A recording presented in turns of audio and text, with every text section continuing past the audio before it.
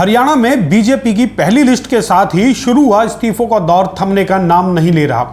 राज्य भर में चारों ओर से बीजेपी के विधायक, नेता, मंत्री, पूर्व मंत्री और पदाधिकारी इस्तीफों की झड़ी लगा रहे हैं। पार्टी के तमाम बड़े नेता अब बीजेपी के लिए इतना बड़ा संकट बन गए हैं, जिन्हें मनाने के लिए खुद मुख्यमंत्री नायब सिंह सैनी को मैदान में कूदना पड़ा है। मगर अफसोस कि इसके बाद भी नाराज नेता न केवल नाराज हैं, बल्कि मुख्यमंत्री को भी इन नेताओं से अपमानित होना पड़ रहा है।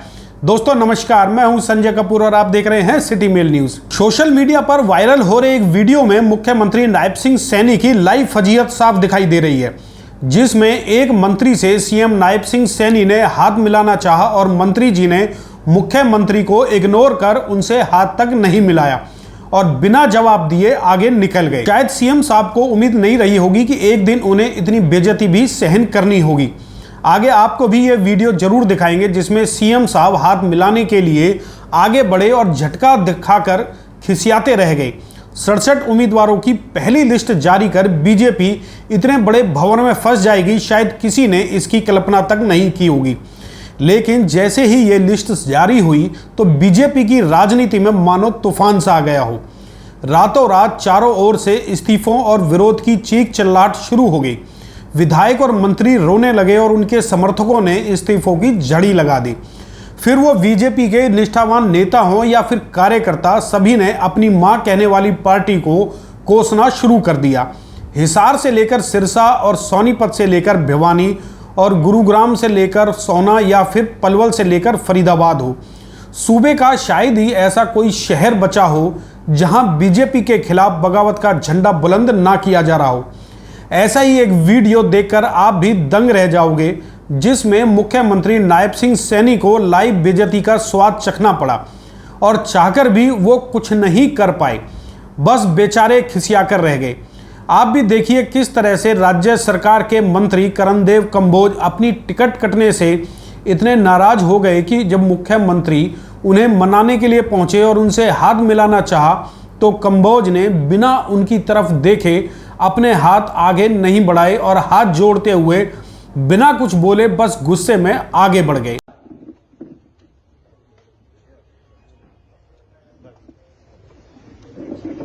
तो देखा आपने किस तरह से करणदेव कंबोज ने कैमरे के सामने ही सीएम साहब को अपनी नाराजगी से दो टूक अवगत करा दिया। ठीक इसी तरह से सीएम साहब अपने पूर्व अध्यक्ष सुभाष बराला को भी मनाने पहुंचे, लेकिन बराला ने भी नाराज और क्रोध भरे लहजे के साथ उनका जबरन स्वागत किया। दरअसल सुभाष बराला के टोहाना विधानसभा क्षेत्र से बीजेपी ने दल बदलकर जेजेपी से आए पूर्व मंत्री देवेंद्र बबली को टिकट दे दी। 2019 में बबली ने बीजेपी प्रत्याशी रहे सुभाष बराला को न केवल पानी पी पी कर कोसा था, बल्कि उन्हें चुनाव मैदान में शिकस्त भी दी थी। अब वही देवेंद्र बबली सुभाष बराला की राजनीति को कुचलकर बीजेपी के उम्मीदवार हो गए हैं। अब सुभाष बराला का इससे ज़्यादा क्या अपमान हो सकता है। ऐसा ही रानिया विधानसभा से चुनाव जीते राज्य के वरिष्ठ मंत्री और हिसार से बीजेपी के लोकसभा प्रत्याशी रहे रणजीत सिंह चौटाला के साथ भी हुआ। उनकी टिकट भी काट दी गई और शीशपाल कंबोज को उम्मीदवार बना लिया गया। इससे नाराज होकर रणजीत सिंह ने भी बीजेपी से इस्तीफा देकर निर्दलीय चुनाव लड़ने की हुंकार भर दी है। सोनीपत में पूर्व मंत्री और बीजेपी की निष्ठावान कार्यकर्ता कविता जैन की टिकट भी काट दी गई। टिकट जाने के बाद से कविता जैन का रो रो कर बुरा हाल है। कविता जैन के पति राजीव जैन भी बीजेपी के पुराने और समर्पित कार्यकर्ताओं की श्रेणी में गिने जाते हैं, लेकिन इनकी प्रतिष्ठा और राजनीतिक कैरियर को रौंदते हुए उनके स्थान पर कांग्रेस से आए निखिल मदान को अपने सिर पर बिठा लिया। टोहाना से विधायक और मंत्री रहे संजय सिंह पर भी कुठाराघात हुआ और उनकी बजाय तेजपाल तंवर को चुन लिया गया। अब संजय सिंह बगावत ना करें तो क्या करें। पूर्व मंत्री बच्चन सिंह आर्य की टिकट पर बुलडोजर चला दिया गया। उनकी सीट से जेजेपी से आए रामकुमार गौतम को अपना लिया।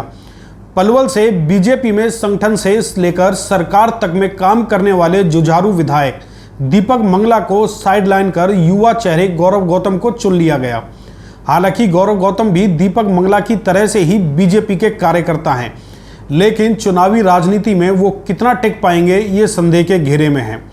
वहीं फरीदाबाद से विधायक और बीजेपी के कोषाध्यक्ष रहे नरेंद्र गुप्ता को भी घर बिठाकर उनके स्थान पर पूर्व मंत्री विपुल गोयल को चुनाव मैदान में उतार दिया। फरीदाबाद जिले की पृथला सीट से निर्दलीय विधायक नैनपाल रावत को पूरे 5 साल टिकट का आश्वासन दिया गया, लेकिन ऐन वक्त पर उनकी बजाय पूर्व विधायक टेकचंद शर्मा को मैदान में उतार दिया। अब नैनपाल रावत ने भारी जनसमूह के बीच शपथ ले ली है कि वो बीजेपी को जीतने नहीं देंगे। इसी सीट पर ही एक अन्य कार्यकर्ता हैं दीपक डागर। उन्हें भी टिकट का लॉलीपॉप दिया जाता रहा, लेकिन अब उन्हें भी ठेंगा दिखा दिया गया। दीपक डागर भी बीजेपी के खिलाफ सड़कों पर उतर आए हैं। इनके अलावा गुरुग्राम से सुधीर सिंगला, बवानीखेड़ा से विशंबर वाल्मीकि, अटेली से सीताराम यादव, पेवा से पूर्व मंत्री संदीप सिंह, रतिया से विधायक लक्ष्मण नापा, आदित्य चौटाला, गुरुग्राम से जीएल शर्मा, बीजेपी किसान मोर्चा के अध्यक्ष सुखबीर श्योरान, सोनीपत से अमित जैन और शमशेर सिंह गिल ऐसे बड़े चेहरे हैं जिन्होंने अपने त्यागपत्र या तो दे दिए हैं या फिर नाराज होकर घर बैठ गए हैं। अब देखना यह है कि नाराज नेताओं की बगावत बीजेपी को चुनावों में क्या रंग दिखाती है और इसके बाद विरोधी होने वालों की संख्या किस कदर बढ़ोतरी होती है। इस पर पूरे राज्य की नजरें लगी हुई हैं। दोस्तों, अब आप इस बारे में क्या कहेंगे, इस पर कमेंट करके जरूर बताएं।